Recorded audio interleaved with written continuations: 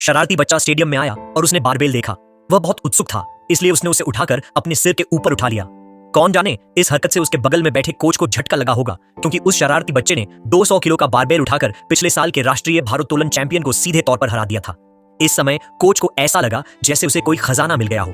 फिर उसने उसे लंबी कूद लगाने को कहा, लेकिन उसने कभी सोचा भी नहीं था कि वह हल्की सी छलांग लगाकर 3 मीटर दूर कूद जाएगा। इस छलांग ने उसके बगल में बैठे जिम के छात्र को एकदम से डरा दिया।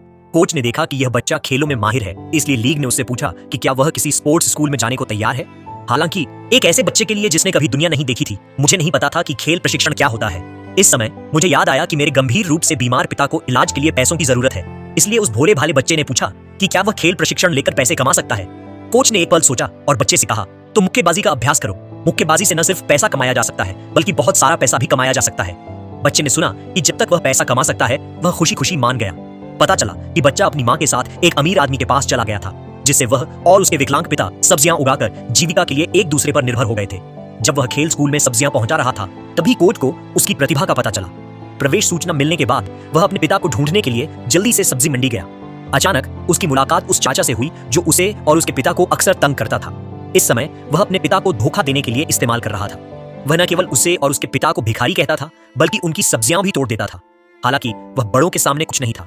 बच्चा बस उन सब्जियों को बर्बाद होते देख सकता था जिन्हें उसने इतनी मेहनत से उगाया था।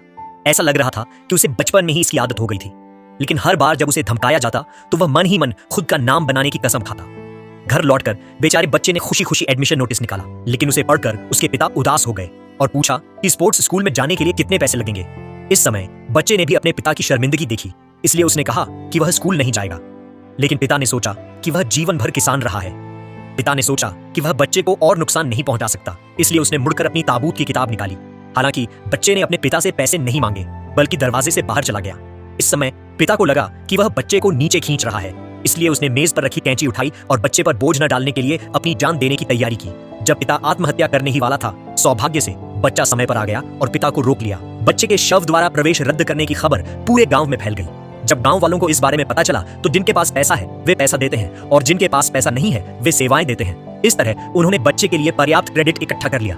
हालांकि बच्चा उपलब्धियां हासिल करने और अपने साथी गांव वालों का कर्ज चुकाने के लिए दृढ़ था, इसलिए उसने अपनी कमाई का एक एक पैसा लिख लिया।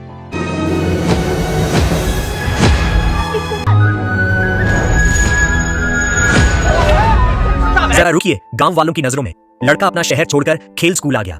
उसने सबको निराश नहीं किया। उसने दांत पीसकर हर दिन मेहनत की। अपनी स्वाभाविक खेल प्रतिभा के साथ यह प्यार 8 साल तक चला। इन 8 सालों में उसने शहर की टीम से लेकर प्रांतीय टीम तक। अगर आपको भी लगा कि यह बच्चा सच्चा हीरो है तो चैंपियन कमेंट में जरूर लिखिए।